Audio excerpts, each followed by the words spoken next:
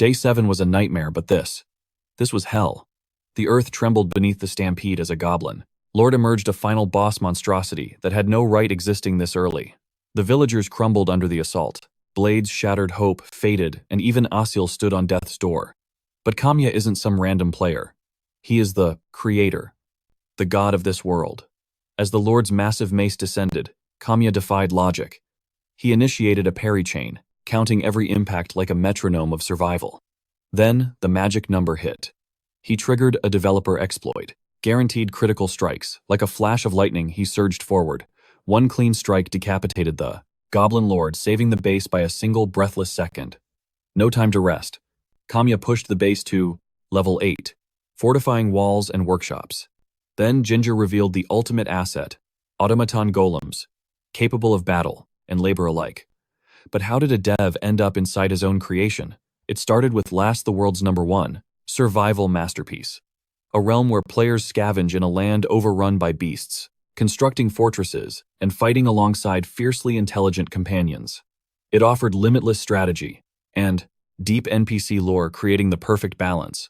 Events flowed like clockwork, constantly evolving the world. Yet while the world worshipped the game, its god was a recluse named Kamiya. Hidden in his room, the sole developer had just deployed the legendary version 3. Update. It was perfection. He implemented base level 100, the true ending. Trembling with pride, he messaged his partner Season 3 is live. But for Kamiya, this was just the beginning. His mind was already racing towards Season 4. 5 years of blood, sweat, and code, and 3 years since launch. Even now, his imagination burned bright, convinced the game's golden age was still ahead. Suddenly, the door burst open. Onohara, his partner, stood there, asking if the masterpiece was truly done. Kamiya blinked, shocked that Onohara had rushed over the second the text landed. Onohara, the face of the business, showered him with praise for crossing the finish line alone. Kamiya tried to be humble, citing the outsourced music and art, but the feat was undeniable. Onohara stared at him genuinely, in awe of the one-man army before him. Kamiya smiled, deferring the glory. I couldn't have done it without you, he admitted. It was Onohara's support that gave him the freedom to create. They were high school friends, a bond forged in time. To Kamiya, Onohara was a savior who sacrificed university just to produce this dream. The game is a masterpiece, Onohara declared. The world would have to be blind to ignore this. He grinned, revealing the stats. User satisfaction is at a mythical 98%. Kamiya's eyes blazed. Then I won't stop until it's 100. Onohara laughed off the impossible goal, claiming no game could please everyone. But Kamiya possessed the determination of a true artisan. If they played it, he could win them over. Then the tone shifted. Onohara approached the desk. Did you sign the paperwork I sent? Trusting him implicitly, Kamiya nodded. There was a lot, so I left the details to you. As Onohara grabbed the file, a twisted predatory smile cut across his face. I appreciate the trust. Suddenly, 3 hulking enforcers filled the room. I'll take these, Onohara sneered. And you're finished. Kamiya froze the words, not registering. What do you mean? You're just a code monkey, Onohara spat. The only thing you know is making games. That's why I'm taking everything. I own Last now. Every asset, every copyright. Kamiya stood trembling, the betrayal, cutting deeper than any blade. I created this world, you need me for the future updates, Kamiya roared. Updates. Onohara laughed coldly. With level 100, the product is complete. From a business perspective, further development is just burning money. Blind rage exploded, Kamiya lunged, but was instantly slammed to the floor by the guards. I knew you wouldn't go quietly, Onohara mocked. He looked down at his friend with disdain.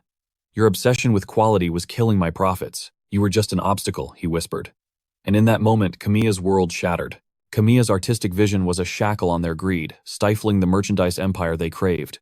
But now, with the game gold, Onohara decides the creator is obsolete. Pure profit requires a sacrifice. Kamiya explodes, betrayal burns hot, but Onohara laughs off the rage like a gnat buzzing in his ear. It gets worse. Get out, he sneers. That contract you signed, you just evicted yourself. Stripped of power, stripped of his legacy. He threatens legal war, but the odds are hopeless. Onohara played the media like a fiddle, painting himself as the genius and Kamiya as the ghost. Alone in the dark rage consuming him, Kamiya strikes his desk. Suddenly, the screen flickers. A glitch. No, an invitation. You love this world, then surrender your soul to it. Before he can process the taunt, reality warps. A blinding flash devours the room. Digital code tears him apart and stitches him back together inside the very world he built. A guide appears, Leafy, the system fairy. But as she explains the rules, horror sets in. He looks down at his hands. That gear, those rags. He knows this loadout. The trial character, 0 stats, 0 skills. A walking corpse designed to fail. This avatar is fodder, destined to be slaughtered in the first raid to teach players fear. The clock is ticking. Tonight the monsters come, and he is wearing a death sentence. Leafy demands a name. But Kamiya grins. He doesn't need a name. He has a back door. He recites the forbidden developer code. The system trembles and accepts his command. Leafy gasps, her eyes going wide. The aura of the creator surrounds him. She stammers, face burning red. She is standing before the god of this world. She composes herself. As the forest guardian, she guides lost souls, but he is no tourist. She offers wisdom, but Kamiya cuts to the chase. Is this last? Is this my creation? Confirmed. He is trapped inside his own masterpiece. Time to check the source code. He demands access to the god-tier meta information. Only the developer's eyes can see this. Leafy obeys. The holographic interface blooms. The truth is laid bare in glowing text. Creator Kamiya. But the current administrator, that traitor, Wataru Onohara. Leafy recoils at the name. Who is this usurper? She asks. Kamiya's eyes darken. A thief, he spits. The man who stole my life's work and cast me into this abyss. He suspects Onohara programmed this trap. Leafy clenches her fists, furious on his behalf. She vows eternal hatred for the tyrant. But Kamiya forces his mind to stay cold. Why is he here? The logic fails, but the objective is clear. Death is forbidden. He swears a blood oath, survive the night. Master the system. Reclaim his throne. He turns to the fairy. Are you with me? Her answer is instant loyalty. Warp engaged. They materialize at the base station. It is a humble level 1 shack, and Leafy bows in shame. Do not apologize, he says. This is exactly how I designed it. The challenge begins now. Even with God mode, he sees only raw numbers. But in the corner, a glimmer of hope. The Aeronite crystal, the source ore, the battery of infinite possibility sits waiting. This legendary stone can transmute raw data into weapons of mass destruction. Leafy warns him it is just the tutorial, but Kamiya smiles. That is exactly why. No monsters spawn in the tutorial. It is the eye of the storm. We must exploit it. Leafy realizes his genius. With his trash stats, normal farming would be suicide. A single slime could end him right now. He must abuse the system mechanics to survive. We have 0 margin for error, he commands. The sun is moving. Let's work. Leafy triggers the sequence. The tutorial begins. Kamiya dashes into the wilds. He speedruns the forest. Every resource node, every glitch, he knows them all. He returns at twilight, exhausted but loaded. Crafting time, he pants. Leafy is stunned. Kamiya smirks, revealing a secret. He programmed this exploit himself, theoretically possible, within the code specs. However, not a single player, in history, has ever achieved the impossible, until this very second. He initiates the crafting sequence. In a flash of light, he conjures a rough wooden sword and a small wooden barricade. Kamiya nods at the barricade, impressed by the RNG, but his expression immediately darkens. He knows this defense is dangerously unreliable. The trial version character was never designed to survive the slaughter of the first night. Even though the monsters will move exactly as he predicted, Kamiya calculates his survival probability at barely a few percent. Under normal circumstances, death would guide the player to the payment screen, but this time, there are no respawns. Darkness falls. The survival quest triggers with an ominous chime, and Leafy prays for his safety.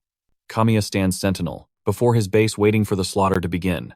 Suddenly, a deer freezes in the brush only to be instantly butchered by a goblin. These are low-level trash mobs with 0 intelligence, but they possess a terrifying pack mentality. In swarms, they are lethal. Kamiya, on the other hand, is worse than useless, cursed with trash stats. A twig for a weapon and absolutely no special skills. The goblin wastes no time. It lunges, thrusting its rusty blade. Straight for Kamiya's throat. He barely shifts his weight, the steel missing by a hair's breadth. Leafy gasps, realizing Kamiya only dodged because he can read the monster's attack frames in real time. But the goblin is relentless. It unleashes a torrent of wild slashes. Inevitably, steel bites flesh. Blood sprays from his arm. A cruel reminder that while his mind is a god, his stats are garbage. He sees the attack coming, but his sluggish body refuses to react in time. To make matters worse, his strength is failing, just as the code dictates. Impact. A brutal kick slams into his chest, forcing a spray of crimson from his lips. He is sent crashing into the dirt. The agony is searing electric proof that this is no longer just a simulation, but a fire ignites in his eyes. He refuses to Stand by, and let the creator be destroyed by his own creation. Kamiya scrambles toward the base, baiting the monster into a chase. He can't win with power, so he uses tactics. He leaps into the air, deploying the barricade mid-flight. The goblin follows blindly, leaping after him, only to crash directly onto the spikes. The trap snaps shut, impaling the beast. With the enemy mobilized, Kamiya sees his one golden window of opportunity. Gravity is his only weapon now. He throws his entire body weight behind the wooden blade, aiming for a critical hit. Crack. The wood smashes the goblin's skull, silencing the beast and clearing the survival quest. Kamiya collapses, swearing a blood oath to conquer this hellscape. It is nearly impossible, but he possesses the ultimate weapon, total omniscience of this world. He will claw his way up from the abyss and reclaim his throne. Dawn breaks. Kamiya stands before the glowing mana stone, testing the gritty texture of his blade. The realism is terrifyingly perfect. Leafy materializes, asking if the grind for materials continues. Kamiya shakes his head. The tutorial phase is over. Yesterday's close call was enough. Today is for industry. He tells Leafy to focus on crafting because there is a specific VIP he needs to recruit immediately. Leafy opens the inventory and her jaw drops. She is shocked by the mountain of loot Kamiya has already hoarded. In this realm, raw garbage transmutes into 3 divine currencies, all stored within the central stone. First is mana, the lifeblood of evolution used to upgrade people or generate magical artifacts. Second is element, the building blocks required for physical goods like food and fortress walls. Third is gold, the universal power used to purchase what cannot be forged. Kamiya's hands blur, in a crafting frenzy. By the time the dust settles, he has conjured a hunting bow, 10 arrows, a watchtower, and a stockpile of logs. He craves god-tier gear, but his pathetic stats lock him out of the high-level recipes. Kamiya stares at the horizon. If he wants to survive past day 7, he needs an army, because day 7 heralds the apocalypse. The stampede. While nightly raids are a nuisance, the weekly wave is a tsunami of destruction. It creates a difficulty spike that defies logic. Monsters pour forth like a plague. The difficulty ramps up so high that even fully geared retail players would be ground into dust. In theory, a trial character shouldn't even survive the first week, let alone the stampede. It is considered a statistical impossibility, a death sentence written into the code itself. The logic was simple. If the demo was beatable, who would buy the full game? Leafy trembles, fully aware that they are marching toward an unwinnable war. Kamiya's gaze turns cold as he asks the forbidden question. If I die in here, what happens to me out there? Leafy has no answer. The system's cold logic dictates that NPCs are voiceless puppets, meaning one slip-up here spells eternal doom for Kamiya. However, Leafy swears her absolute loyalty to her master. Sadly, the system's ironclad restrictions forbid her from drawing blood in battle. She knows her creator's genius transcends the need for advice, yet she vows to become his eyes and ears, gathering vital intelligence. Kamiya accepts her devotion with a rare smile, thanking Leafy for becoming his lifeline in this hellscape. He urges her to drop the title of creator and just use his name, but Leafy refuses to disrespect her god. Moving on, Kamiya steps into the wild to manifest a watchtower from nothing. He grumbles about the manual labor. The divine edit mode is gone, forcing him to build with his own 2 hands. Leafy confirms the harsh reality. Their base level is trash, locking away the god-tier map deployment features. Once the structure pierces the sky, Kamiya ascends to gaze upon his domain. The sheer majesty of the world leaves him breathless, and he marvels at the view. Leafy is quick to praise him, reminding him that this paradise was forged by his very will. Witnessing this glory ignites a fire in his soul. He vows to reclaim his throne from the usurper Onahara. As darkness falls, the system issues a survival quest. Blade in hand, he stands as a lone sentinel against the night. Moments later, 2 goblins burst from the shadows. He remains calm, knowing the combat mechanics have shifted since day 1. He moves with lethal intent. Drawing the bow feels like pulling a mountain. His level 1 strength stat is pathetic. Yet, he cannot curse the difficulty setting, for he was the sadist who designed this hardcore balance. His first arrow flies wide. Leafy notes that his accuracy modifiers are non-existent, causing the embarrassing miss.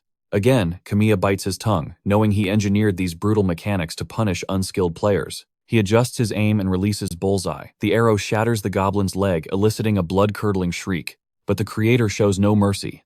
A second shaft whistles through the air, piercing the beast's heart in a fatal strike. Kamiya leaps from the tower like a descending hawk, rushing to confront the final monster face to face. He knows the meta.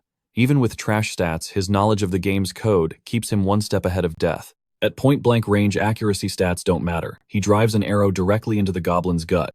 The beast stumbles, and Kamiya delivers the execution, a cold, precise headshot to end its miserable existence. Night 2, survival cleared Leafy cheers, unaware that a mysterious huntress watches from the darkness. Come morning, the looting phase begins. Every arrow counts when your inventory is empty and death is cheap. It is a gamble with RNG. Fired arrows might shatter, but the survivors are precious loot to be reclaimed. His inventory check reveals a discrepancy. One arrow is recovered, but the second has vanished into thin air. He smirks not out of confusion but realization. He knows exactly where that missing projectile went. Asterisk, ding times. A new quest appears. Recover the lost arrow. He locks onto a trail winding deep into the forbidden forest. As they plunge into the green abyss, Kamiya warns Leafy to stay sharp, treating this like a high-level raid. She giggles, reminding him that as a system admin interface, she is immune to all physical damage in this realm. She explains the hidden ally system fulfills specific conditions and wandering NPCs become loyal comrades. Rare characters will roam the perimeter, clear their unique character quests, and the said NPC joins the party. From heavy hitters to master crafters, these units are the absolute meta for conquering this impossible game. With permadeath looming, Kamiya needs a squad. Meanwhile, the S-rank Huntress Anemone stalks them from above. Perched in the canopy, she thinks she is safe. Spotting a potential trap, she descends with cat-like grace. Too slow, Kamiya materializes behind her, whispering that they mean no harm, but his aura says otherwise. Panic overrides reason. Ignoring his words, Anemone triggers her sprint skill and vanishes into the thicket. Kamiya stands frozen. That reaction was not in the script. The AI is evolving beyond his original code. Leafy deduces the anomaly. The creator's physical presence has shattered the pre-written timeline. The autoplay feature is dead. Now Kamiya must rely on actual diplomacy to win her over after scaring her half to death. The realization hits him like a truck. Coding a dialogue tree is easy. Living it is a nightmare. Dread creeps in. These NPCs have souls now. One wrong move and potential allies turn into high-level bosses. Later, Kamiya trudges back to base, his inventory heavy with gathered materials, but his mind heavy with doubt. Leafy greets him, immediately checking if he farmed enough elements to keep their sanctuary operational. Kamiya smirked. The absence of monsters wasn't luck. It was a calculated opportunity. He stepped into the base station. Time to build, he declared. Leafy hovered close, questioning if his grand design would actually hold up. Kamiya scoffed confidently. I wrote Anemone's very soul. The strategy I'm choosing, it has the highest win rate. Her lore was painted in tragedy. A hunter isolated with her father, until death left her truly alone in the wild. That was the solitary existence Kamiya coded. But if he could pierce that ice with the warmth of companionship, she might just shatter her walls and pledge her blade to his cause. It was a gamble on human emotion. Still, they were off script now. Nothing was guaranteed. He began synthesizing the necessary tools from raw materials. An iron pot, a ladle, spices and ground meat, and 2 sets of tableware for the guest of honor. He began the culinary ritual. To think he could actually cook within a game. The realism was terrifying. Leafy chimed in. Grind your level high enough and the system will generate feast-tier meals instantly. Manual mode isn't bad, Kamiya replied. His hands moved with a practiced rhythm that surprised the sprite. Years of isolation taught him this skill. A shut-in developer locked away to build worlds cooking for one. Back in high school, Onohara would visit. But those memories were dust in the wind now. Ancient history. Suddenly, a presence Anemone emerged from the shadows, her arrow locked onto Kamiya's heart. He raised his hands in surrender. We aren't enemies. Her brow furrowed. We? Who else is there? Realization struck. The NPC couldn't perceive the system fairy. He quickly corrected the error. Just me. They exchanged names, but confusion clouded her eyes. I was hunting. Then the world shifted. In the blink of an eye, she had been transported to this alien woodland she didn't recognize. Kamiya played along. I'm a stranger here myself. The terrain is a total mystery to me. He gestured to the simmering pot. Hungry, no poison, I promise. I just made too much for one man. He plated a portion. Hamburger steak. Premium beef onions and spices seared to perfection. The aroma was intoxicating. A savory masterpiece of ground meat and breadcrumbs glistening with juice. She took one bite and flavor exploded. Her composure broke as she devoured the meal. Kamiya hid a triumphant grin. She wiped her mouth, bowing slightly. My thanks. I have never tasted such a delicacy before. Seconds, Kamiya nodded. I have plenty of stock. But in this world, everything has a price. Her gaze sharpened. Name it. Your blade, he replied. This zone is lethal. I need a warrior. She hesitated, weighing the cost. Kamiya pressed the advantage. Here you are, either the hunter or the meal. Asterisk. Ding times. The system issued a command, survive the night. Condition, fight alongside Anemone to recruit her, her eyes steeled with resolve. Very well, I will lend you my strength in battle. Instantly, 3 goblins materialized. Leafy relaxed, but Kamiya's instincts screamed otherwise. Don't get cocky. Just as he predicted, a horde poured from the tree line, hungry for blood. He signaled Anemone. Cover me, space warped as he drew a steel blade directly from his inventory. Anemone gasped. Spatial magic, her mind raced. Is he a contractor of the Monostone? Kamiya danced through the chaos, weaving past jagged claws. He isolated a target. Now Anemone. Asterisk thwack times, an arrow pierced the skull. She marveled at his awareness, managing the battlefield while dueling. He parried a heavy blow, forcing an opening in the monster's defense. Next one. Her reaction was god tier. Another arrow obliterated a goblin's brainstem instantly. An ambush from behind, he hit the dirt but used the momentum to launch a devastating counterkick. As the beast flew back, Anemone's arrow met it midair. A perfect sync kill. The remaining monsters roared in fury. The horde split, half rushing Kamiya, the rest swarming the archer. She dropped the point man with a chest shot, but they were closing in too fast for a reload. She drew her dagger, steel ringing. Kamiya's voice cut through the noise. Fall back to the cabin, now. Don't waste stamina on the kill, just move. She executed a flawless backflip retreat. The bloodthirsty goblin pursued straight into the kill zone. Asterisk, crunch times, hidden spikes impaled the beast. Kamiya smirked amidst the carnage. The plan was flawless. With the traps set, Anemone unleashed her counterattack, striking terror into the very goblin that had dared to hunt her down. Meanwhile, Kamiya was fighting a losing battle against a brute wielding a massive mace, intent on crushing his skull. He cursed his fate, realizing his character's trash stats were leading him to an early grave. In a flash, he was disarmed. Just as the monster raised its weapon for the final blow, a silver arrow whistled through the air, piercing the goblin's skull and dropping it instantly. Kamiya stood frozen in shock, only to realize that Anemone had already silenced her own target with a dagger, buying her precious seconds to save his life. Against all odds, Kamiya survived the 3rd day. After the adrenaline faded, he retreated to the cabin to manage the inventory via the Mona stone. It was then that Anemone realized the truth: he was a genuine Mona contractor. Kamiya nodded, admitting he had recently, too, formed a pact with the magic stone. It seemed the NPCs perceived player-specific abilities as a divine form of magic, exclusive to those bound by the sacred contract of game controls. Seizing the moment, Kamiya finally made his proposal. She had nowhere to go, and he couldn't survive alone. Join him. Anemone reflected on the ancient legends, stories claiming that contractors of the Mona Stone were burdened with a great mission for the Brendo, the entire world. Guided by this faith, she suspected destiny had led her astray, solely to guide her to where Kamiya stood. Impressed by his spirit, she agreed. She extended her hand, and their pact was sealed, with a handshake. A system notification flashed before Kamiya's eyes. Anemone had officially joined the party. The next morning, he woke early to cook. But when Anemone emerged from her room, his heart nearly stopped in his chest. Without her battle gear, her ethereal beauty was blinding. He turned away instantly, hiding a face that burned as red as fire. She spoke of her isolated life in the forest, with her father admitting this alliance marked a turning point in her destiny. But there was no time for sentiment. Kamiya needed to upgrade their fortress immediately. He acknowledged Anemone's combat prowess, yet he knew the truth: brute strength alone could not withstand the coming stampede. Expanding the base was their only hope for survival. After the meal, Kamiya ventured out to farm for resources, earning praise from Anemone for his gathering efficiency. Yet upon returning, she noticed a shadow cast over his face and asked what troubled him. Kamiya confessed the grim reality: the materials needed to level up the class base were woefully insufficient. Anemone tilted her head, confused by the concept of leveling up a building. Kamiya explained that by feeding resources into the magic stone, they could manifest new structures and defensive barricades from thin air. That was why he needed her grinding assistance, but even their combined efforts weren't enough. He revealed the nightmare to come. A monster outbreak occurred every 7 days. Without heavy fortifications, they were walking corpses.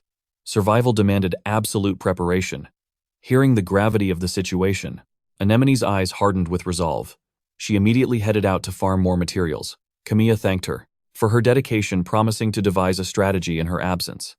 Alone, he lamented the brutal difficulty of the grind, even with a powerful ally like Anemone recruited this early. If only he had a drop rate buff. According to Leafy's tutorials, Certain rare abilities and items could boost drop rates significantly. Tragically, Kamiya's trial version character possessed no such blessings, leaving him at a dead end. He told Leafy they needed a loophole and commanded her to browse. Open the developer console. Leafy complied with glee, noting how convenient it would be if they could just hack the parameters directly. Kamiya knew this was a dangerous gamble system-wise. Modifying values while the game was live was flirting with disaster. Last was built on a complex architecture, monitored by a ruthless real-time AI adjustment system. If the system detected a numerical lie, the AI would mercilessly correct it. These corrections only tolerated small variances within the game's design. Push it too far, and the AI's logic would shatter, spawning catastrophic bugs. However, Kamiya knew the truth. Without a miracle, the 7th day would be their funeral. He racked his brain for a method, outside standard gameplay boundaries. Suddenly, a spark of inspiration struck. Within the developer tools, there might be the way to bypass the resource grind entirely. He asked Leafy about the possibility of instant build mode. This was a forbidden test function used during development, a god-tier command that allowed construction and upgrades with zero resource cost. Realization dawned on Leafy. With this power, everything changed. With developer mode engaged, the system AI is powerless to intervene. Kamiya confirms the override codes are accepted. His admin authority grants absolute control. Seeing the gateway open, Leafy realizes the API is finally vulnerable. She doesn't hesitate. Like a predator sensing weakness, Leafy locks onto the target and prepares to breach the firewall. Kamiya asks if she can handle it. From the console, impossible, she replies. But a full dive, I can crush it. Before Kamiya can scream a warning about the risks, Leafy plunges straight into the digital abyss. Inside the data stream, she locates the core and begins injecting the rewrite command. But the system isn't asleep. The antivirus defense awakens, identifying Leafy as a foreign bug. It initiates a purge sequence to delete her existence. Sensing the lethal intent, Leafy accelerates the upload. It's a race between her code and her deletion. She executes the final command and jacks out milliseconds before the system jaws snap shut. Kamiya finds her trembling in reality. Are you hurt? He demands. She forces a smile, assuring him she's alive, though the digital terror lingers. She shudders. The maintenance AI. It almost ate my soul. Kamiya nods grimly. He expected this resistance. To the system, a sentient entity like Leafy entering the core is a virus. Elimination was the only logical response. Leafy turns pale, realizing how close she came to permanent termination. Kamiya quickly shifts tactics. Check the console. Safely viewing from the outside, Leafy screams in horror. The screen displays a nightmare scenario. The defense programs have multiplied. A swarm of hunter-killers now guards the API. A second attempt is impossible. She weeps, apologizing for her failure. But Kamiya shakes his head. It's not your fault. It proves the security works. He takes the blame, regretting that he sent her into the line of fire. He's just relieved his companion is still breathing. Overcome with emotion, Leafy throws herself into his arms. But the risk paid off. The instant build function is unlocked. Kamiya activates it immediately. Anemone returns to witness a miracle. The humble camp has transformed into a fortress of stone and steel. Defensive barricades rise from the earth. The base hits level 3. Anemone gapes at the sheer density of mana in the air. Pick a hut, Kamiya commands urgently. And do it fast. Anemone blinks, confused by his rush. Why the hurry, she starts to ask, but the answer arrives from the heavens. Boom. A pillar of blinding light slams into the plaza. The summoning portal has activated. As the light fades, a confused crowd stands in the center. Villagers summoned from nowhere, wondering if this is a dream. Among them are young Ozil and his mother Rhea. Anemone's warrior instincts flare. She grips her sword hilt. Kamiya signals her to stand down. He notices Asil has already positioned himself as a human shield for the weak. Taking a breath, Kamiya steps forward, radiating the aura of a leader. I'm just a survivor who got here first, he lies smoothly. He drops the hard truth on the newcomers. We are surrounded by a forest of death. Monsters are the law here. When the sun sets, the slaughter begins. If you want to live, you stay behind these walls. Channeling the charisma of a supreme commander, Kamiya demands their strength. Survive with me or die alone. An old man with snow-white hair, Sylvian, steps out. Guided by the magic stone. Are you the one? Kamiya nods. Sylvian's eyes widen. The legends of the Sorcerer's Sanctuary. I never thought I'd live to see it. But peace is short-lived. A hulking brute named Waldo shoves his way to the front. Don't listen to this garbage. Waldo sneers, his muscles tense. This isn't salvation, it's a kidnapping. He used transfer magic to abduct us. He rallies his cronies, turning his back on safety. Kamiya's eyes narrow. Where do you think you're going? To find the truth, Waldo spits. I don't believe in your monsters. We're checking the perimeter ourselves. He orders the others to wait while he leads his squad into the unknown. Arrogance is a dangerous guide. Kamiya sighs. Anemone guard the sane ones. He shadows the fools, knowing exactly what awaits them. As they breach the forest line, Kamiya warns them one last time. But Waldo is deaf to reason. He marches deeper into the trap. The system's rules are absolute. The resource zone is a double-edged sword. It offers loot but demands blood.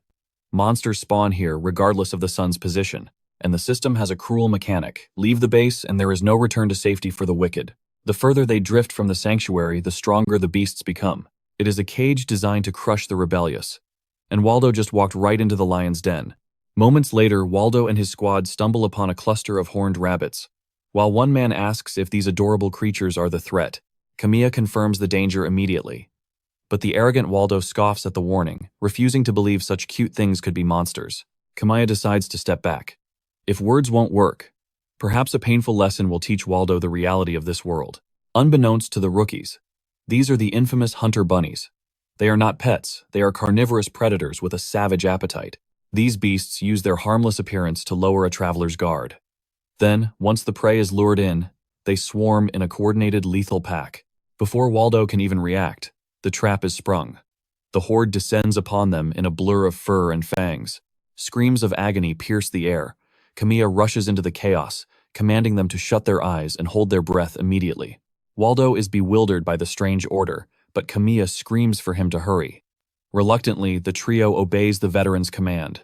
In a flash, Kamiya whips out 3 vials of concentrated pepper and smashes them against the bunnies.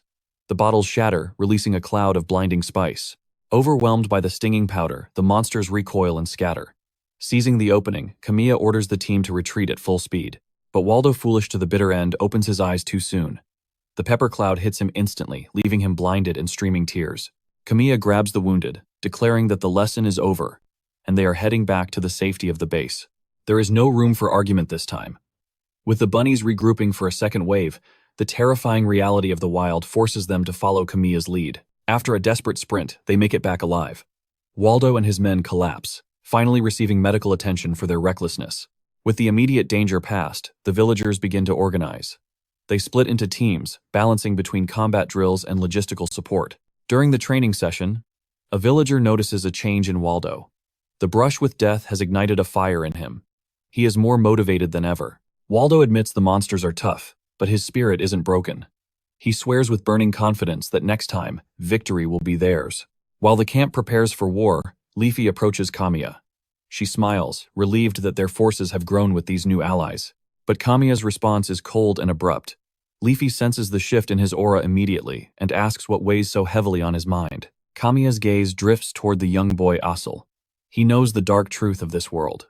In the early stages, the system creates guide characters. These characters exist for a single cruel purpose: to teach the players the absolute rules of this reality, and Asil is one of them. His role is to demonstrate that, in this game, death is permanent. During the raid tonight, the script dictates that the boy must die in battle. Through his tragic end, the players will learn that NPCs are irreplaceable, forced to watch his mother weep over his cold body. Knowing that Asil is marked for death, Kamiya faces a heavy dilemma. Does he have the strength to defy the system and rewrite fate itself? As the sun sets on the training grounds, Waldo and the fighters return famished. The women of the village have prepared a feast to boost morale. In no time, the tension melts away. As everyone gathers around the table, it is a brief moment of warmth in a cold world.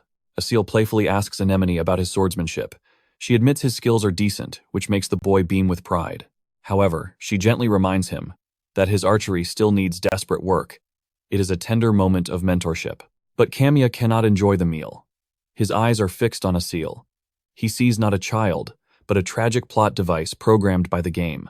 He knows the boy's AI is coded to overestimate his own strength. Even if they try to hide him, Asil will wander into the battlefield. He will rush in to be a hero, and he will lose his life.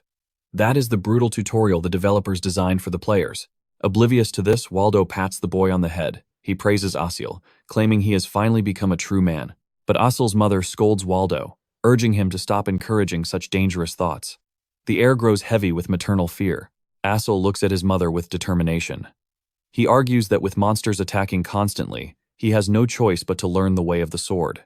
His mother pleads with him, insisting that fighting is the duty of adults.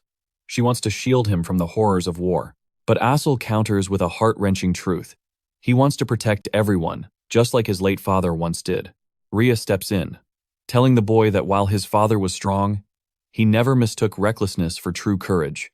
Those words strike a chord in Kamiya. He realizes the key difference between bravery and suicide. If he wants to save Assel, he needs a new angle. Kamiya understands now.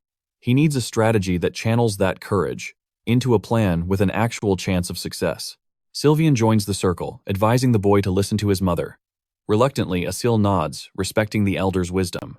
Sylvian proposes a united front to protect their home. But a somber silence falls as they realize this place is hardly a home anymore. Breaking the tension, Sylvian turns to Kamiya and asks for alcohol. Waldo is shocked that the old man wants to drink before a life-or-death battle, but Sylvian smiles grimly. That is exactly why he wants it. He has decided that he refuses to die while sober. Waldo calls it a pathetic resolution, but the absurdity of it breaks the ice. The entire group bursts into laughter, chasing away the fear. Kamiya looks at them with a smirk. He promises that if they survive the night's raid, he will find the finest booze this world has to offer. Drinks are raised high in celebration, and Waldo is the first to leap to his feet for the toast.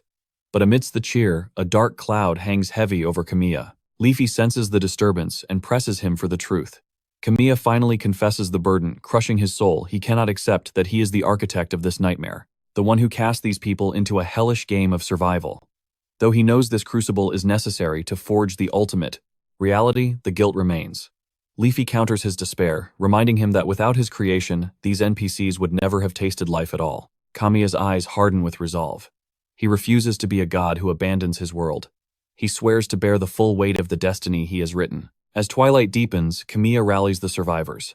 The atmosphere is tense, the system warns of an incoming monster wave, and their formation must be flawless. He issues decisive commands. Those unfit for the slaughter must secure the perimeter from within, becoming the silent eyes of the base. He warns them that while the horde usually floods from a single vector, the night is treacherous. They cannot afford to be blind to the shadows. He orders a split formation to cover every blind spot. One moment of carelessness in this darkness could spell their absolute doom. Now for the vanguard. The 3 deadliest marksmen will form an elite archery squad under Anemone's icy command to rain death from above. Kamiya orders the remaining blades to the front lines. He strictly enforces a partner system in this carnage. Fighting alone is a death sentence. One duo will act as a shield for the archers, while Waldo's unit takes the bloody tip of the spear alongside his partner. Waldo grins, his blood already boiling for the fight. But his curiosity piques. Who is the brave soul chosen to stand beside their leader? Kamiya drops the bombshell. Assel will be his partner. The declaration hits like a physical blow, freezing the boy and his mother in shock. Rhea instantly interjects desperation in her voice. She demands to know how Kamiya could throw a child into the jaws of death without warning. Kamiya acknowledges a mother's fear, but his logic is cold and sharp. Hiding in the rear is no guarantee of seeing tomorrow. He argues that if the boy has the will to fight, he must be forged in fire. Only through combat can he evolve and surpass his limits. This path is the only way to increase his odds of survival. Despite Rhea's trembling hesitation, Kamiya vows on his life to keep the boy safe. But beneath the promise lies a calculated gambit. Kamiya is intentionally using Assel as bait on the front lines for a specific reason. The system AI is programmed to erase the anomaly. By exposing Assel, Kamiya forces the enemy to reveal their attack patterns to kill the boy. It is a gamble with death, but Kamiya knows that to shatter the scripted destiny of this world, they must dance on the edge of the abyss. Anemone backs his tactical genius, silencing the doubt. Yet Kamiya offers a final out. He will not drag the boy into hell against his will. Before the sentence even finishes, Assel leaps forward. The fire of determination burns in his eyes. He accepts the challenge without fear. He yearns to possess the strength of his father. With the pieces set, Kamiya delivers a rousing speech to ignite their warrior spirits. Darkness swallows the land. A blue window flashes. Day 4 quest initiated. Objective: survive the nightmare until dawn. The silence breaks with a roar. The clash begins, and the initial wave crashes against them exactly as Kamiya predicted. Kamiya signals Leafy to be the boy's shadow watching his back. High above Anemone commands the watchtower, her eyes scanning the chaos. Loose, at her signal, a deadly rain of arrows whistles through the dark, seeking goblin flesh under her command. Precision matters less than chaos now. Her goal is to shatter the enemy ranks and break their momentum before they reach the walls. As the formation crumbles, Kamiya leads the assault team like a pack of wolves, hunting down the isolated stragglers one by one. Crush them individually, he commands, but demands strict discipline. The two-man cells must hold. Isolation means death. He barks at Waldo to defend the tower's blind spot. The battle maniac smirks, needing no reminder to slaughter anything that moves. But the horde is endless. The base level increase has triggered a difficulty spike, flooding the field with more beasts than before. Yet the rookies stand firm.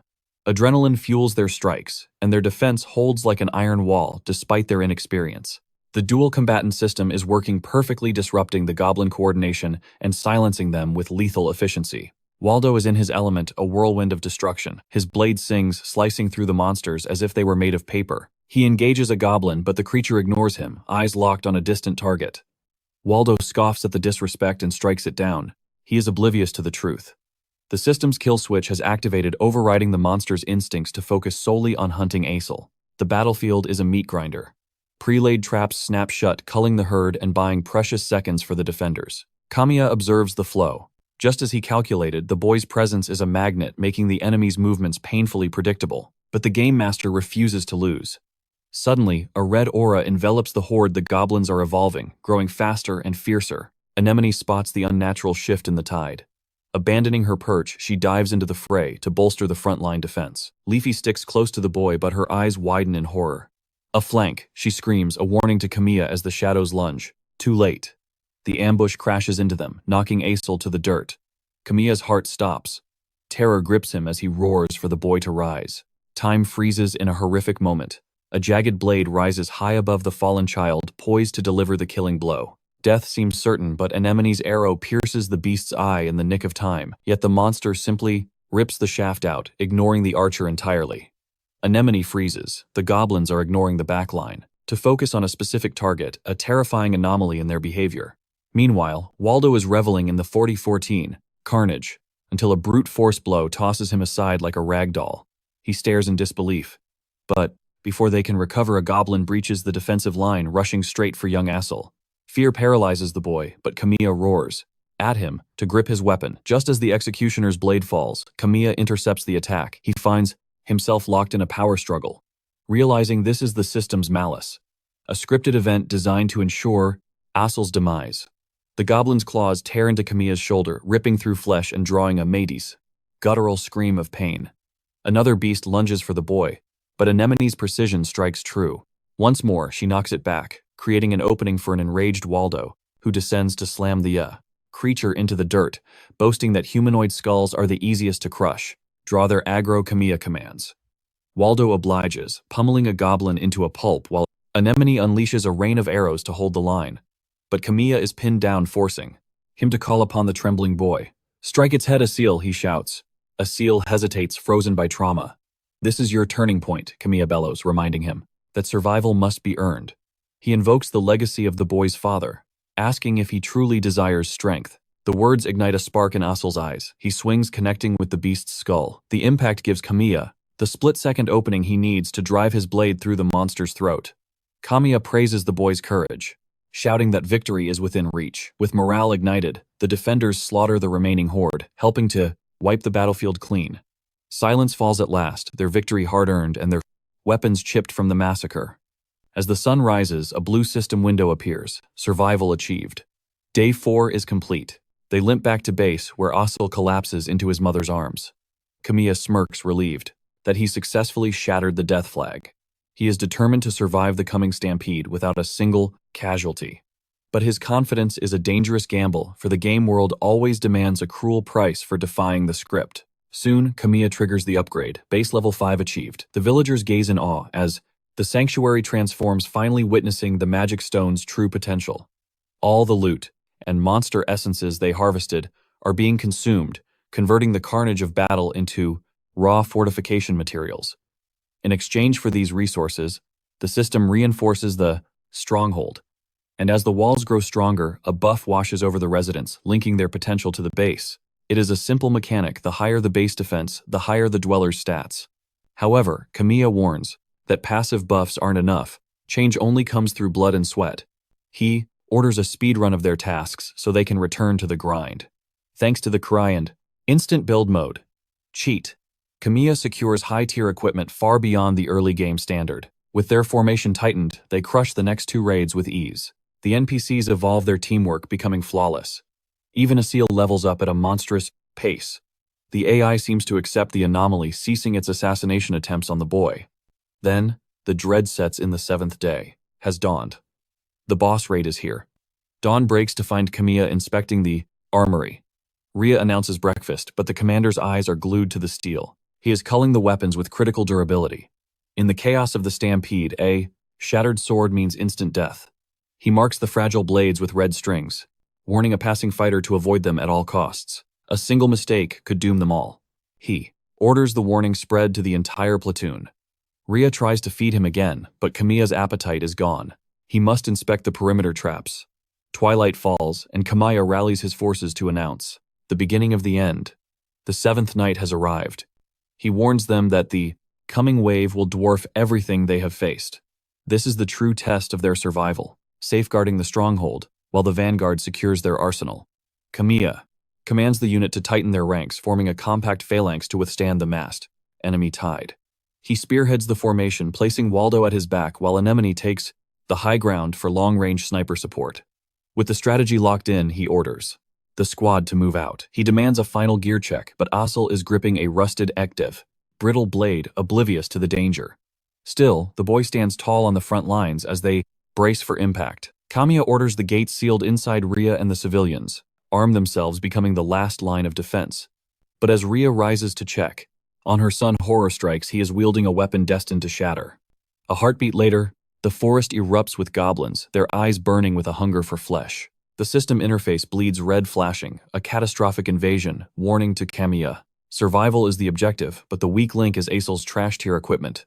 As the green tide surges forward, a villager's knees buckle in terror.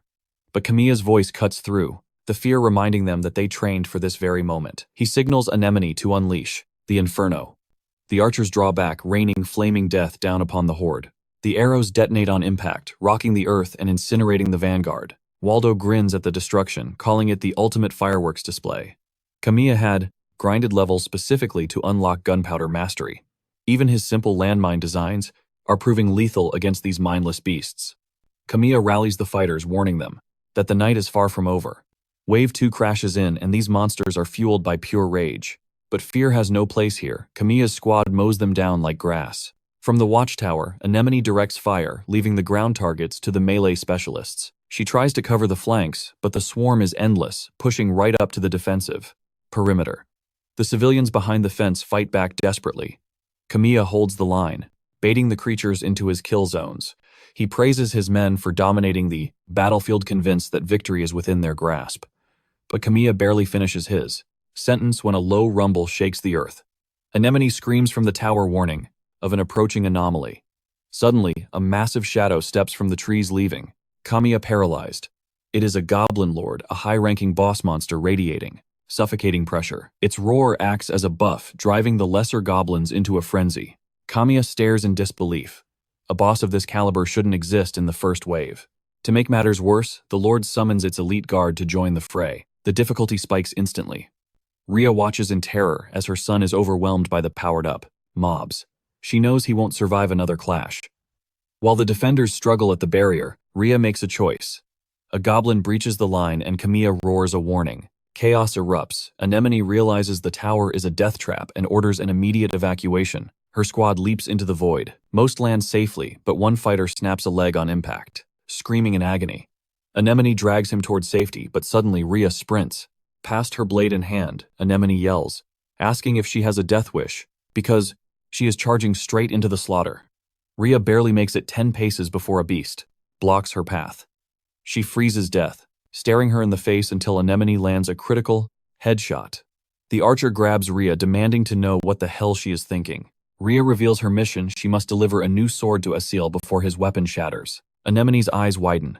Realizing the stakes, she orders her squad to retreat while she advances. Go Rhea, run! Anemone unleashes a barrage to clear a path, covering the mother's desperate dash.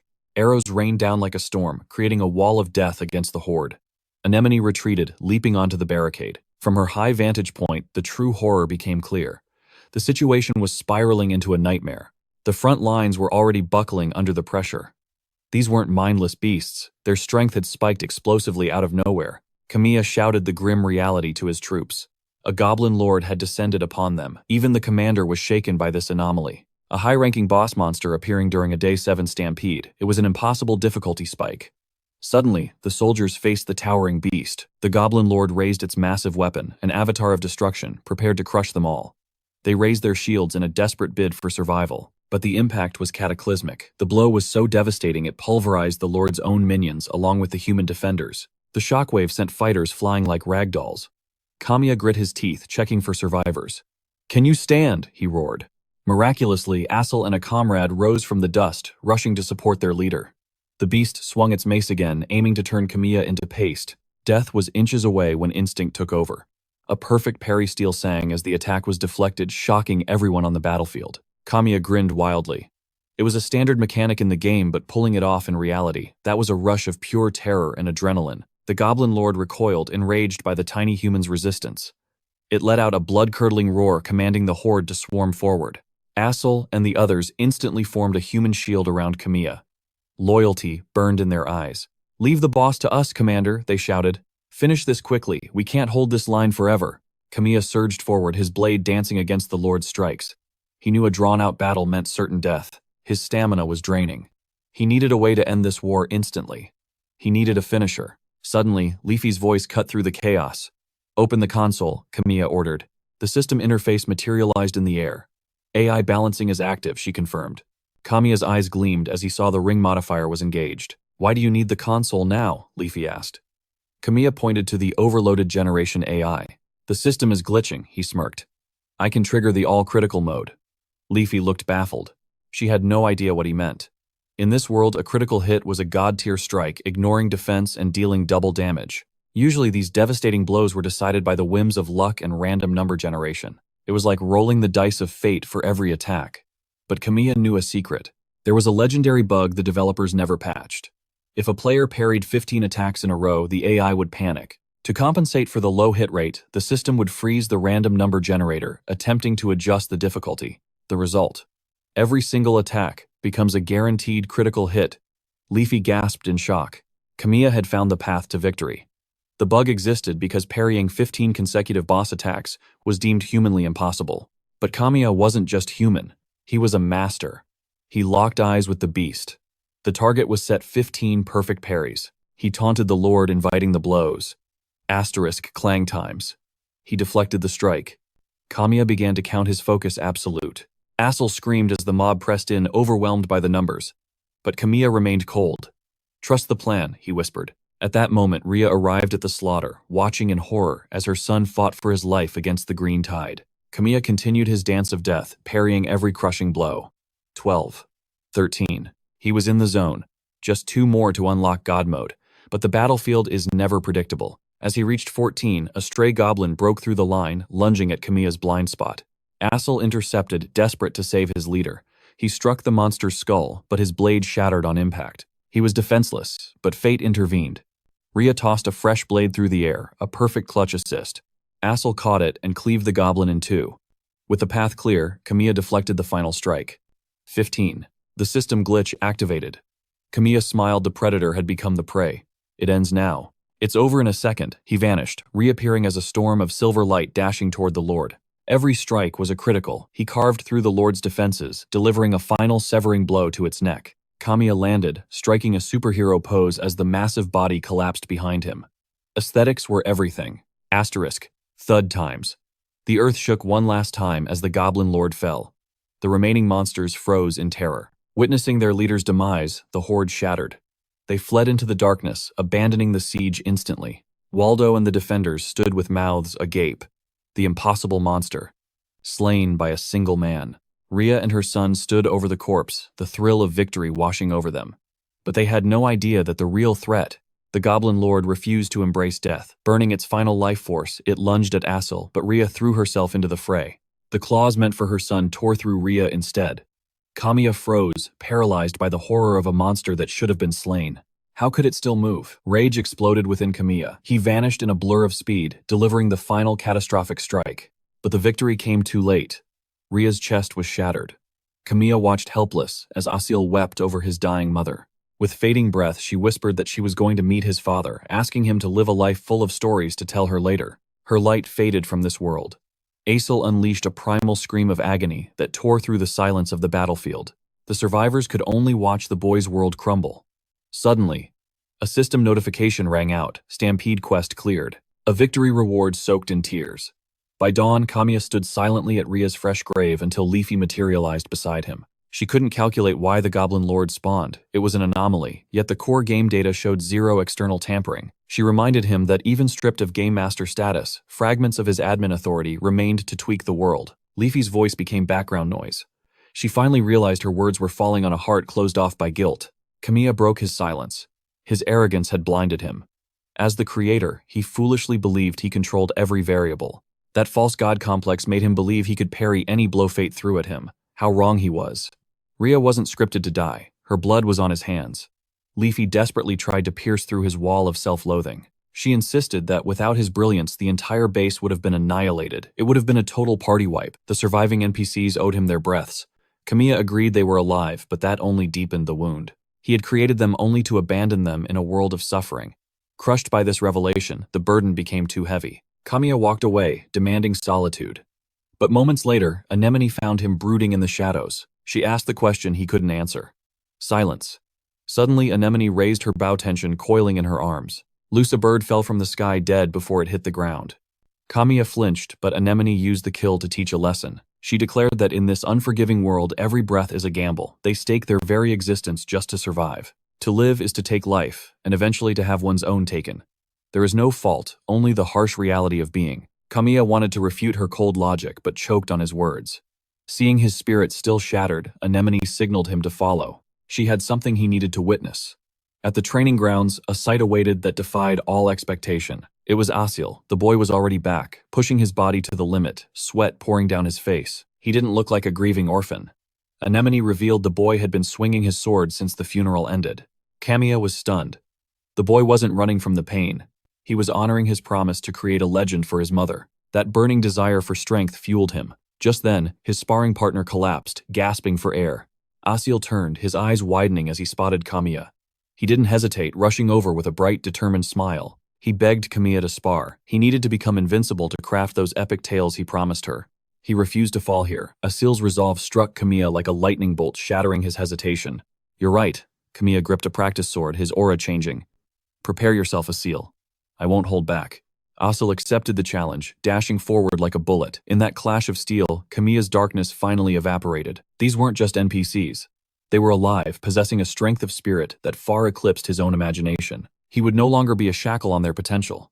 He would blaze a trail showing them a way of life worthy of their pride. Later, deep in the forest perimeters, two figures emerged, a dwarven master and his apprentice. The master examined a twisted arrow. His eyes gleamed. He sensed it the unmistakable resonance of a mana stone. The apprentice gasped.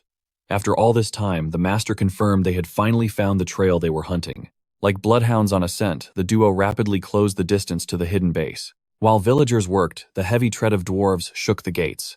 Leafy instantly alerted Kamiya to the intrusion. But Kamiya remained calm. His eyes showed no surprise, as if he had read this event in the game script long ago. Master Dorn roared, demanding the leader Ginger. His apprentice frantically tried to smooth over the rough introduction. Before Ginger could preach manners, Kamiya stepped forward, his presence commanding. "I am the one you seek." Dorn didn't care for pleasantries. He barked the question, "Do you possess the stones?" Ginger nearly fainted at the bluntness. Mortified, the apprentice interrupted, explaining they were merely humble travelers seeking rare materials. It began with a rumor of mana stones. Ginger's eyes sparkled with hope as he asked for a glimpse. But Kamiya, ever the strategist, knew how to handle negotiation. He smiled, diverting them with hospitality. "Let us discuss destiny over a feast," Kamiya invited, welcoming the weary travelers into his domain. The apprentice Ginger accepted with glee while Master Dorn remained as cold as tempered steel. Minutes later, the table was set. Ginger looked around, utterly captivated by the village's atmosphere. Kamiya watched them like a hawk. If he could recruit these craftsmen, his arsenal would reach the next level. Between bites, Kamiya probed the master. "Do mana stones truly frighten you?" Dorn's silence was a heavy yes. Ginger couldn't hold back. "We seek the apex of alchemy," he confessed. "The legendary philosopher's stone. To most, it was a myth, a fairy tale for fools. Yet true believers knew it existed in the shadows. Legends spoke of weapons from the ancient era, god-tier artifacts forged from that very crystal. Yet, in centuries of history, not even the oldest dwarves had laid eyes on the real thing. Ginger clenched his fist. As craftsmen, obtaining that material was their ultimate unyielding destiny. Kamiya's heart skipped a beat. He knew exactly where it was hidden within the sage's book. It was a reward for a Hell Mode raid, a system-exclusive item only he, the player, could access. That stone wasn't just a material. It was the physical manifestation of power itself. Kamiya kept his poker face. He offered them a look at the village stone, but everything had a price. Raw mana ore is rarer than diamonds here, Kamiya warned, raising the value of his offer. Ginger pleaded, swearing they only needed a visual reference, but Kamiya was already calculating the trade. Look all you want, Kamiya said smoothly.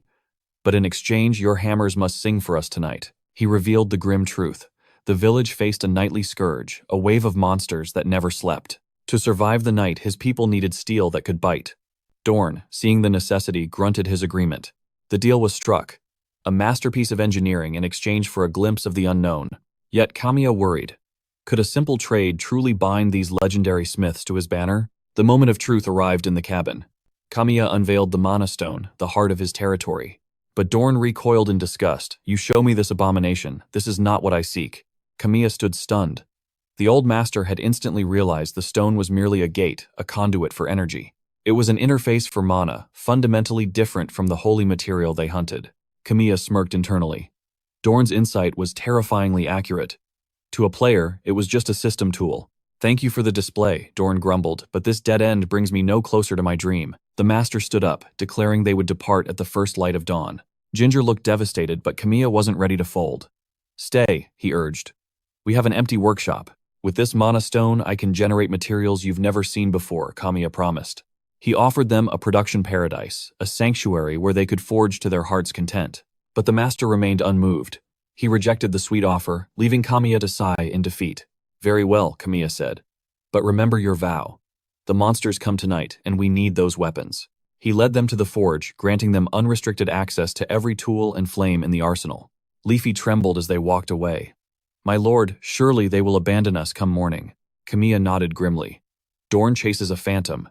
Nothing less than the philosopher's stone will sway him. But look at the boy, Kamiya whispered. Ginger is young. He has the hunger. He wants his work to be seen. He craves the rush of seeing his creations change the world. Kamiya recognized that look. It was the same passion he felt when he first started developing games.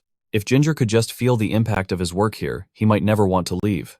Night fell and the horde descended. Ginger watched in horror as the shadows came alive with claws and fangs. But then the arrows sang. Incredible, the archers screamed. These tips pierced through bone like butter. The praise struck Ginger harder than any hammer. I could make them even deadlier with more time. Grateful for the simple nod of approval is enough. Yet Ginger's craftsman eye is already dissecting Waldo's swordsmanship and, judging by the warrior's heavy stance, he calculates that a massive greatsword would suit that behemoth far better. Ginger also notes that Asul's lethality would skyrocket if he simply adjusted the weapon's center of gravity. While his mind is busy, drafting blueprints of legendary gear, his master watches silently, noticing the wavering of his disciple's heart. Amidst the lingering heat of battle, Leafy questions the plan, but Kamiya remains calm, knowing that words alone are cheap. However, observing the spark in the young blacksmith's eyes, it appears that Ginger has already fallen in love with the potential here. The next dawn, Ginger steps out preparing to depart, when a villager walks past bowing low to thank him for the miracle of survival. Then another approaches telling him that the enemy lines crumbled only because of the steel he sharpened. Ginger smiles, humbled to know he could be the shield that protects them. Waldo and Asil arrive, praising the incredible sharpness of his temporary works. Asil bows in gratitude, noting that the balance adjustment made his blade dance through the air. Waldo playfully slaps Ginger's back, shouting that he must stay and forge a custom weapon worthy of a legend. But then the mood shifts as he tells Waldo that he and his master are departing today. Waldo's face falls shock, replacing his laughter, and he talks about what a devastating loss this is for the front line. The warriors walk away, and Waldo offers a solemn farewell, swearing that their destinies will intertwine again. The weight of their disappointment crushes Ginger, and he is still trying to process the guilt when Kamiya emerges from the shadows, asking if he is truly ready to abandon them. Ginger confirms, citing his master's obsession with the philosopher's stone. Kamiya narrows his eyes, challenging Ginger's resolve. Ginger stares in confusion as Kamiya points out the obvious truth.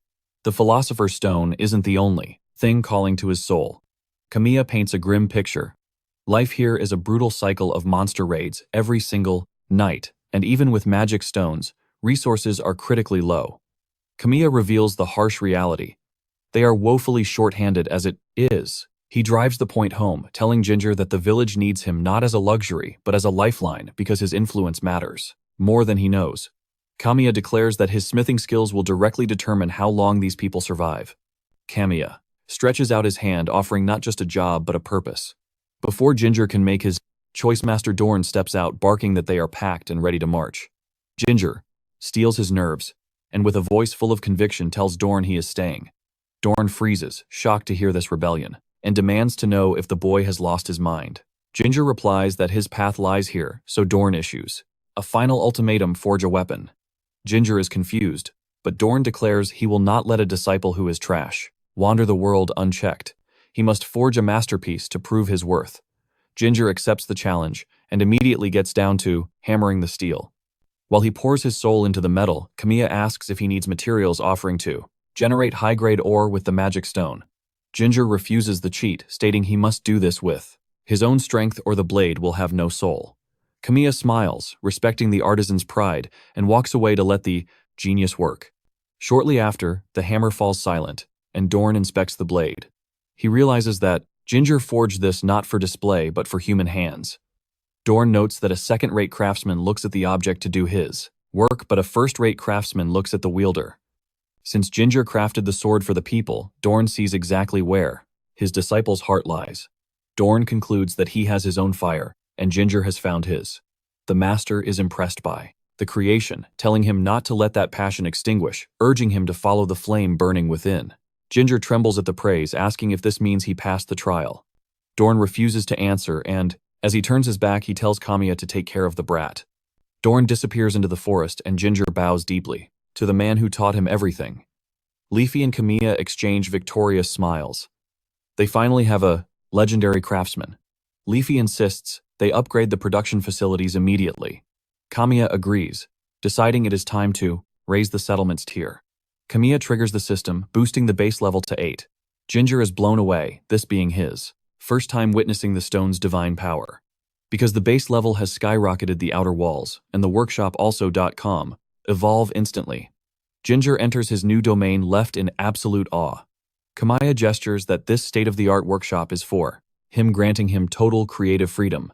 Ginger thanks Kamiya, his mind already racing with the artifacts he wants to invent.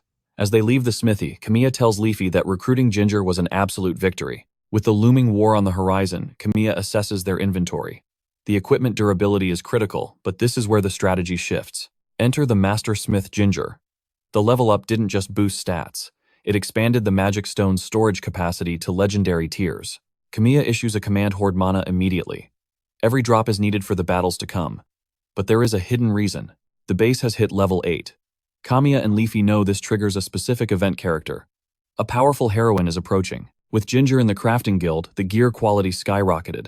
The village defense force crushed the enemy waves effortlessly. The mobs didn't stand a chance. The burden on the militia has vanished. But the upgrades don't stop there. Ginger now provides support fire for Anemone in the tower, a devastating combo. But the countdown is ticking. 3 days until the stampede. Kamiya knows they must fortify the defenses now.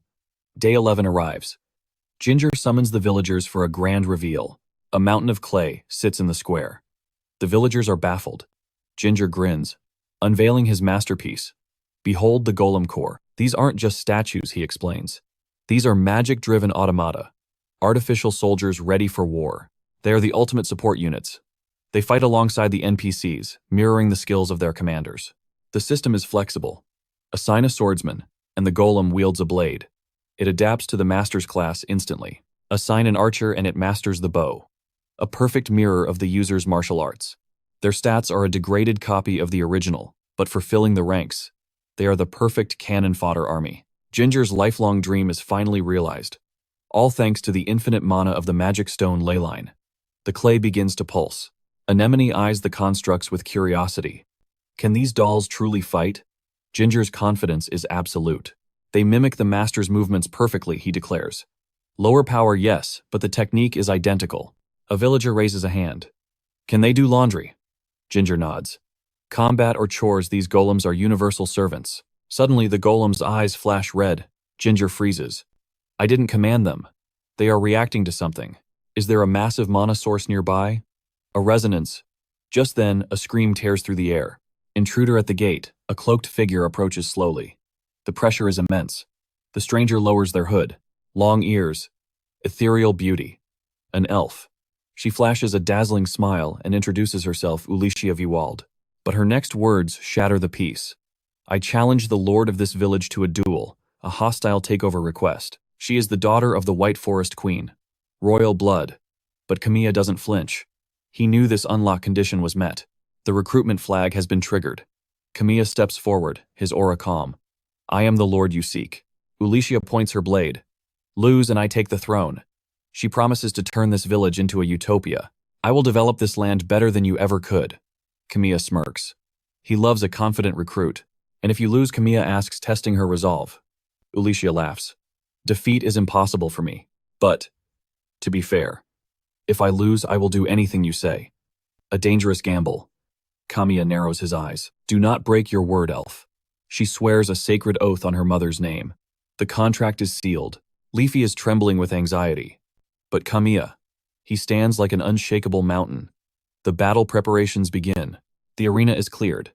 Villagers retreat behind the barriers to avoid the crossfire. The air crackles with tension. Sylvian watches, sipping fine wine. Who is this girl? Ginger sighs. A high elf of the White Forest. An isolationist clan, he explains. They despise the outside world. For one to be here is an anomaly. Waldo cackles in the background. Survival of the fittest. Strongest takes the crown. Classic monster logic. The stage is set. Kamiya faces the challenger. When this coin hits the earth, the war begins. He flips the coin high. It spins. Gravity takes hold. Asterisk. Cling asterisk. The moment it touches the dirt. Asterisk boom asterisk. Ulicia unleashes a wind blast instantly. Kamiya sidesteps with godlike reflexes. A near miss. The villagers gasp. They didn't even see the attack. It was too fast for mortal eyes. First-time witnesses are paralyzed by awe. Combat magic, Ginger analyzes grimly. And she's a master at it. The destructive power is real. Panic spreads through the crowd. Our lord is in danger, but Ulicia is shocked. He dodged that. She ramps up the casting speed, a barrage of invisible blades. She wants to see his limits. Kamiya dances through the storm. Untouchable. Ulicia is a classic newbie killer boss. Her wind magic is invisible and overwhelming. If you can't see the hitboxes, you die. A true knowledge check battle. Failure means losing the recruitment chance forever. But Kamiya, he has already memorized the strategy guide. He reads her flow like an open book. Every swing of her wand telegraphs the next strike. Suddenly, a vicious attack. Screams toward Kamiya clang. He stops it cold with his shield. Ulicia's eyes go wide. She's stunned. It's the first time her sorcery has failed. Her magic might tear through monster flesh, but it's useless against Ginger's master-forged iron defense. While she stands there, paralyzed by confusion, Kamiya instantly closes the gap. Just as his blade is about to connect, she activates her wind magic and shoots into the sky. The villagers gasp, gazing up in awe, wishing they possessed such heavenly flight. But hovering above Ulicia begins weaving a catastrophe class spell. Kamiya senses the danger. One direct hit means instant death. Yet he charges forward like a madman. Ulicia mocks him from above, laughing at his suicide run, completely blind to the trap he has already set. She unleashes the spell, but the moment it leaves her hands, the energy simply vanishes. She freezes in horror. Before she can process the failure, a sling wraps around her and yanks her down to earth. Kamiya drags her close steel pressed against her throat. Checkmate. He explains the harsh reality, her high tier. Magic failed because the ambient mana density here is garbage. The environment simply cannot support a spell of that magnitude. Pinned to the ground, defeated and powerless, Kamiya claims his victory. Ulicia has no choice but to admit defeat, though her pride is shattered. Beaten by a man with zero magical ability. Then the nightmare truly begins. Kamiya reminds her of the bet. Her face goes pale as the realization hits she must obey his every command, just as fate decreed. Kamiya orders her to join the party. She is trapped, and her first mission, cleanup. The absolute mess she made of the village. Leafy points out the silver lining: they finally secured a mage for their ranks. Kamiya agrees. With a magic caster secured, it is time to test new battle tactics under the cover of night. Later, the squad ventures into the dark forest. Amidst the shadows, Kamiya probes for intel, asking Leafy about the state of the real world. But Leafy shakes her head. She is blind to the outside from within the system. All she knows is a single terrifying truth: the Game Master has been replaced. Kamiya realizes this shift in administration is why the world is glitching and spiraling into chaos. His resolve hardens. He tells Leafy his new objective: speedrun to level 100 immediately. Leafy is baffled, asking why the rush. He reveals the secret: hitting the level cap is the key to entering the tower. Kamiya explains that, even with developer mode, his authority has hard limits. To fix this, he needs more than just admin privileges. He needs the absolute power hidden within the tower. Suddenly, Ulicia whines, complaining about the endless walking. Kamiya shuts her down coldly. They don't stop until they find prey. In truth, this isn't just a hunt.